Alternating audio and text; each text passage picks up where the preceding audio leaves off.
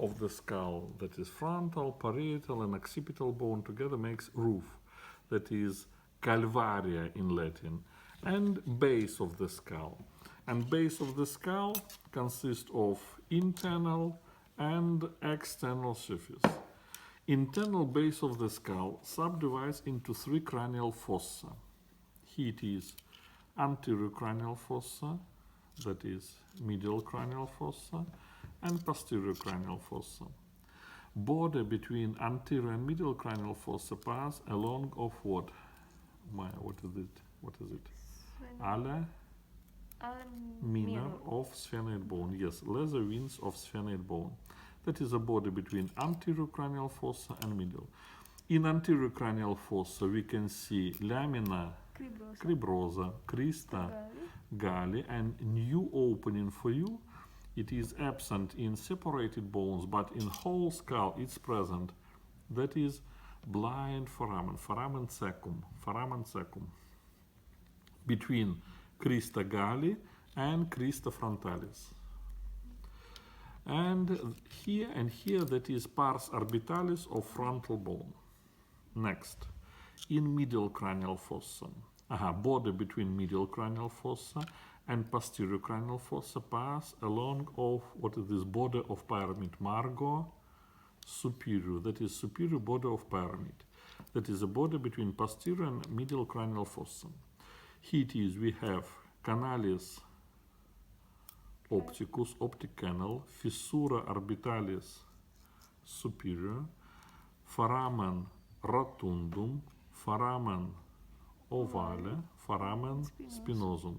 Here it is sella turcica, that is dorsum sella, fossa hypophysealis, tuberculum sella, sulcus caroticus, sulcus chiasmatis, and new opening for you, that is foramen laterum. It's all absent in separated bones, but in whole skull it's present between pars petrosa of temporal bone and sphenoid bone, foramen laterum. In anterior surface of pyramid we can see eminentia arcuata, tegmen tympani, sulcus nervi petrosi majoris and hiatus canalis nervi petrosi majoris, and should be the same sulcus and hiatus canalis nervi petrosi minoris. And now in posterior cranial fossa we can see porus and meatus acousticus internus, sulcus sinus petrosi inferior, here it is sulcus sinus petrosi superior. This one is groove of sigmoid, sinus sulcus sinus sigmoide, and new opening for you, that is jugular foramen, foramen jugularia. In occipital bone was jugular notch, in temporal bone jugular fossa, and together they forms jugular foramen, foramen jugularia. The same here it is, we can see canal for hypoglossal nerve, canalis nervi hypoglossi, foramen magnum, crista occipitalis interna, protuberantia occipitalis interna, and sulcus sinus transversum. Most of these structures is not new, that is, we already studied. New only foramen cecum, foramen laterum, and jugular foramen. All another structures you already know. Now, external base of the skull. External base of the skull subdivides into three departments: anterior, medial, and posterior. Border between anterior and medial department, that is posterior border of palatum ossum. Palatum ossum, bony palate, consists of palatine process of maxilla and lamina horizontalis of palatine bone. That is posterior border of bony palate, or what is this opening here and here? That is choana.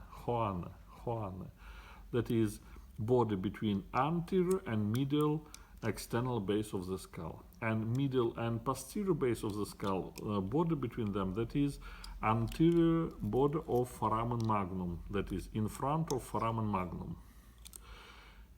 In anterior department, except bony palate, we can see arcus alveolaris. It forms with the help of alveolar process of right and left maxilla. Here it is, we can see canal, canalis palatinus major. In bones, it was sulcus palatinus major in maxilla and sulcus palatinus major in palatine bone.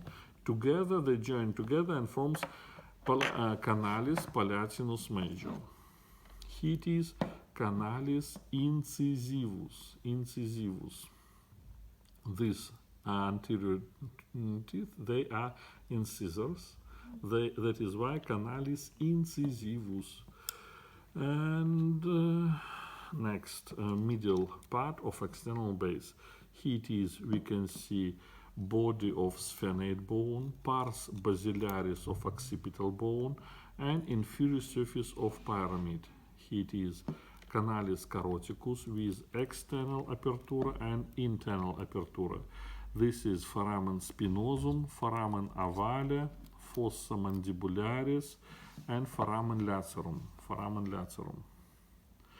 And now posterior department of external base. Here it is, jugular foramen, foramen jugulare, condyles of occipital bone, canalis nervi hypoglossi, stylate and mastate processes, between them stylomastate foramen, incisura mastoidea, sulcus arteria accipitalis, and here it is, external occipital crest, fossa candilaris, sometime maybe canalis. Here it is absent, but should be canalis candilaris, the same at the base of condyloid process of occipital bone.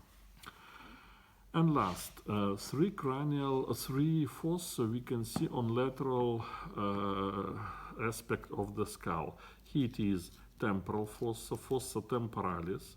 Here it is infratemporal fossa, fossa infratemporalis, and smallest fossa, just here it is, that is pterygopalatine fossa. Fossa temporalis and fossa infratemporalis, where is a border between them, that is crista infratemporalis in greater wing of sphenate bone. Here it is crista infratemporalis, and here it is, that is lower edge of zygomatic arc. Infratemporal fossa. Infratemporal fossa, it's joined with orbita through fissura orbitalis inferior, and it's joined with pterygopalatine fossa through fissura pterygomaxillaris, that is space between pterygate process of sphenate bone and facies infratemporalis of maxilla. This space, that is fissura pterygomaxillaris. And through this fissura, we can go to pterygopalatine fossa. Pterygopalatine fossa has three walls. Anterior wall, that is maxilla, posterior wall, that is pterygate process of sphenate bone, and middle wall, that is lamina perpendicularis of what? Of palatine bone, yes. Three walls, anterior, posterior, and middle. And this fossa has two fissura, two canalis, and two foramen. Fissura, first fissura, I already said, that is fissura pterygomaxillaris, that is enter into this fossa from infratemporal into pterygopalatine, fissura pterygomaxillaris. And another fissura, that is fissura orbitalis inferior, that is communication between orbita and fossa pterygopalatinum. Two canals, one canal that is canalis palatinus major, and another canal that is canalis pterygoidus. Two canals opens into pterygopalatine fossa. And two foramen. This foramen, help me, what is this foramen? That is foramen rotundum. It opens into pterygopalatine fossa. And another foramen, that is new foramen for you. Today you prepare that palatine bone has notch, incisura sphenopalatina, and on the whole skull, sphenate bone attached to this notch, and we receive opening, foramen sphenopalatinum.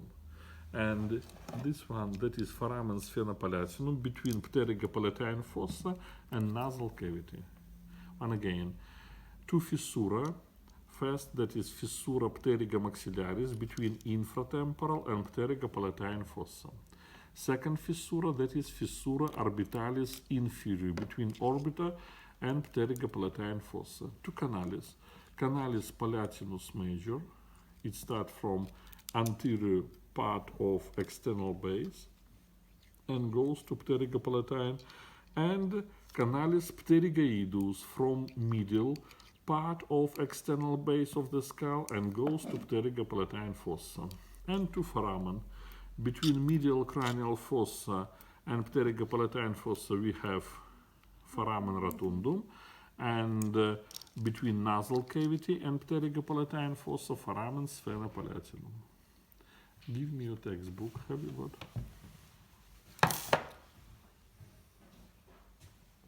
Oh, please. Yes. Okay. Next time.